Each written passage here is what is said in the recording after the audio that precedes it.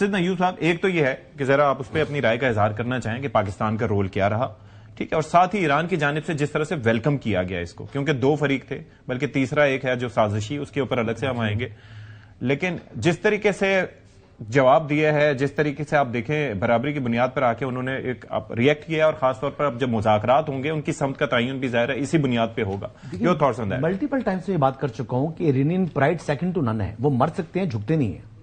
Iranian مرتے ہیں، یعنی اگر جتنا نقصان ایران اپنا کرا چکا ہے، دیکھیے جتنا نقصان کو یعنی ہوتے ہوئے بھی اس کی پرواہ نہ کرنا ایران نے یہ ثابت کیا، ایسا کوئی اور ملک میں نے نہیں دیکھا جس نے یہ چیز ثابت کی ہو. ٹھیک ہے، ہم نے 4 گھنٹے میں انڈیا جو ہے وہ گھٹنوں پر آ گیا تھا.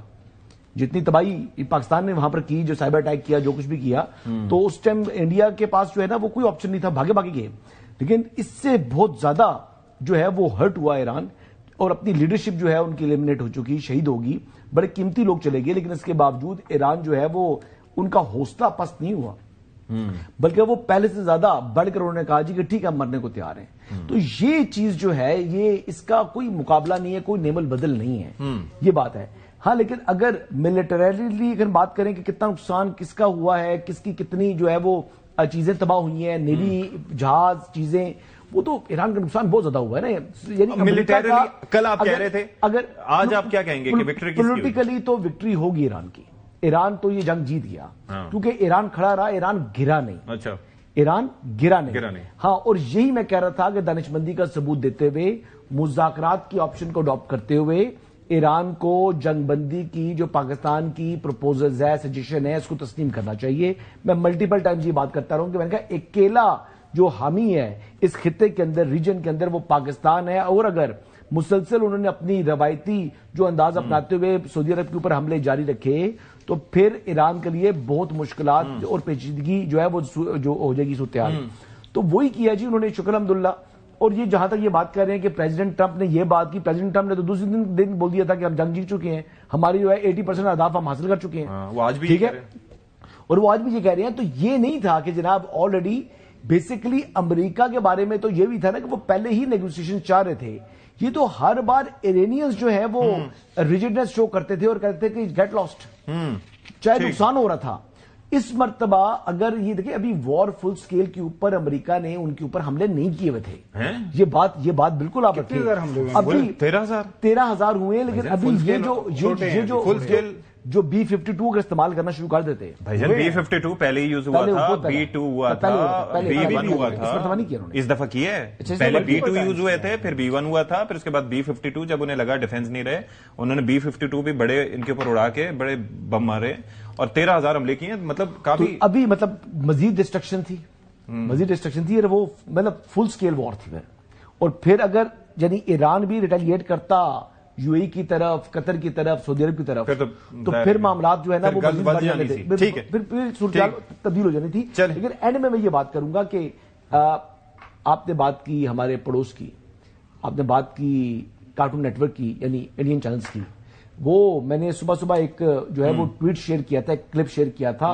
میجر گوبر، معاف کیجیے گا، میجر کیا نام ہے ان کا؟ گورو آریا، اس طرح کا کوئی نام ہے اس کا نا. ہاں وہ پتہ نہیں کیا نام ہے، وہی ہے، سمجھ گئے. جو عجیب و غریب قسم کا آدمی ہے، وہ پتہ نہیں کس دنیا میں رہتا ہے. وہ کیسی فضول گفتگو کر رہا تھا اور وہ کہہ رہا تھا کہ پاکستان کی تو بات ایران نے مانی نہیں ہے. تو میں نے کہہ رہا ہوں کہ دنیا کے سامنے اگر اللہ تعالیٰ نے پاکستان کو عزت دینی تھی تو پھر دنیا کی کوئی طاقت چھین نہیں سکتی. اور یہ پاکستان آج دنیا میں ہر طرف پاکستان ہو رہا ہے، اور انشاءاللہ تا قیامت پاکستان ہوتا رہے گا. اور دنیا کو میں یہ بات اینڈ میں ریپیٹ کروں گا کہ سید عاصم منیر اور پرائم منسٹر شہباز شریف، ان دونوں کو دنیا کو اب نامنیٹ کرنا چاہیے for the Nobel peace. Trump کا کی ہوئے گا پھر؟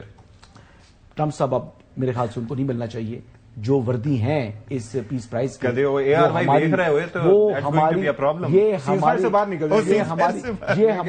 یہ ہماری دو جو شخصیات ہیں یہ ایکولی ڈیزرونگ ہیں فار نوبل پیس. دیکھیں آن اے ویری سیریس نوٹ، اب بات کر رہے ہیں نا حسن کہ یہ نوبل پیس پرائز، یہ پیس پروسیس جو شروع ہے اور انشاءاللہ جو ہے 10 تاریخ کو یہ مستقل جو سیز فائر مستقل ہوتی ہے تو یقین کرے دنیا کو تھرڈ ورلڈ وار سے بچایا پاکستان کی قیادت نے، تو میرا ان سے زیادہ اور کوئی ڈیزرو نہیں کرتا.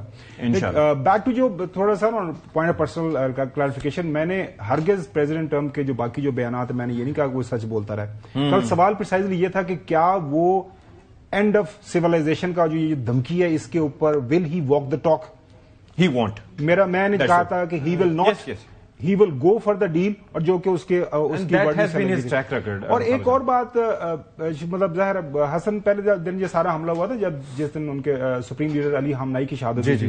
سو حسن کی یہ اسسمنٹ تھی، ان کا خیال تھا، رائے تھی معتبر ہمارے لیے، کہ ان کے گھر کے ان بزرگ کو مار دیا تو اس سے بڑی بے عزتی، اس سے بڑی وہ ہو نہیں سکتی. ظاہر ان کا بڑی قیادت تھی، لیکن اندازہ کریں اس قوم کا کہ انہوں نے کس طرح رسپونڈ کیا. اور اس کے بعد جو انہی کی مطلب جو ہے نا کہ فولکلور کے اندر اگر چیز سمجھنی ہے کہ گاؤں کا جو سب سے کمزور بندہ ہے وہ گاؤں کے چودھری کو آگے اس کے منہ کے تھپڑ مارے اور اس کے بعد معافی نہ مانگے، تو وہ جو گاؤں کا چودھری ہے بیچارہ وہ اپنی شرم میں مر جاتا ہے. تو بیسیکلی یہ ہوا کہ پورا زور لگایا گیا پوری دنیا کے چودھری کی طرف سے، اور اس نے اپنے سارے بدماش، جو بڑا بدماش تھا مشرق وسطیٰ کا، اسرائیل کو چڑھایا. لیکن انہیں چودھری کو at the end of day Chaudhry کو ماننا پڑا کہ نہیں.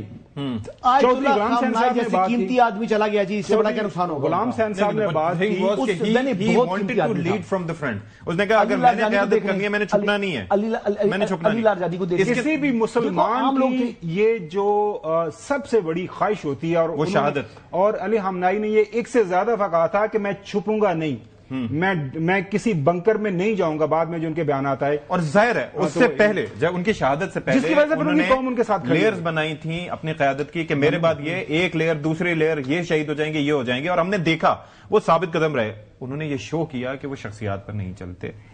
ان کے لیے امپورٹنٹ ہوتا ہے کہ جو نظام ہے کہ جس کے بعد ایک بندہ تیار ہے. اور دوسری چیز یہ ہے نظام موجود ہے، انہوں نے یہ بھی شو کیا، نظام موجود ہے، میری بات سنیں، انہوں نے یہ بھی شو کیا کہ جب جو ان کی قیادت ہے they lead from the front. انہوں نے کہا کہ جب میرے سپاہی چھپیں گے نہیں تو میں بھی چھپ کے نہیں بیٹھوں. اگر وہ چھپ کے جان بچا جائے، وہ چھپ کے جان بچا جائے، یہ بات تو میں مان رہا ہوں. اور اسی ان کی شہادت نے پوری ایرانی قوم کو یکجا کیا. لیکن اس کی شہادت نے پوری قوم کو یکجا کیا. میری تھنکنگ تھوڑی یہ ہے کہ دیکھیں ایران کے پاس یہ موقع ہے، ایران کے اندر جو غدار موجود ہیں ان کو آئیڈینٹیفائی کریں.